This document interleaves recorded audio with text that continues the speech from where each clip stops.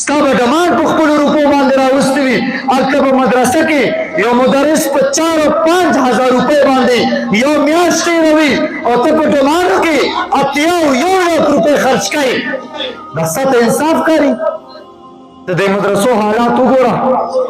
مونږ او ستاسو کې چې لوی شیخ الحدیث دی هغې تنخوا څومره وي؟ 12000.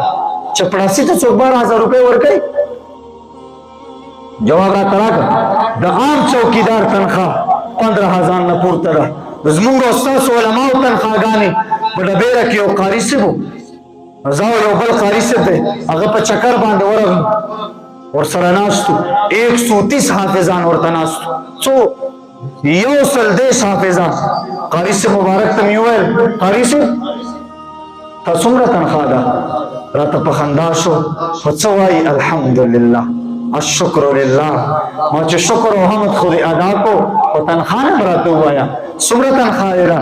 هغه راته وایي خندا به درشي. ما نه ووایه خیر دی څومره تنخوا یې ده. هغه راته وایي قسم په خدای چې د میاشتې 3000 روپۍ تنخوا راکوي.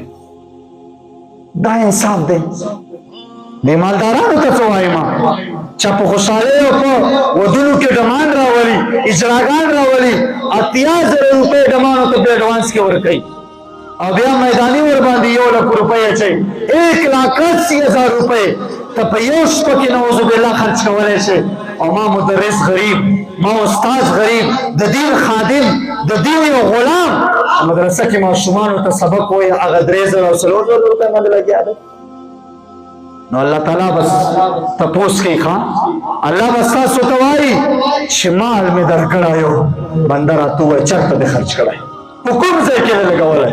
او که چېرته الله جل جلاله د دربار نه رسول الله مبارک داسې راتاو کړې او ځان ته ودرولې او تا ته ویل امتي هغه سختۍ زما ستا نه هېرې شوې چې کله زه خلکو د خپل کور نه ویستمه او ما په شعب ابي طالب کې 3 میاشتې تېرې کړې وې. په 3 میاشتو کې آقا او مولا سره د خوراک لپاره څومره چې خوړلي وې. موږ ستاسو روپۍ رالو په ډبانو باندې خرچ کړو، اجراګان پرې راولو. الله د ټولو مسلمانانو ته بخښنه وکړي.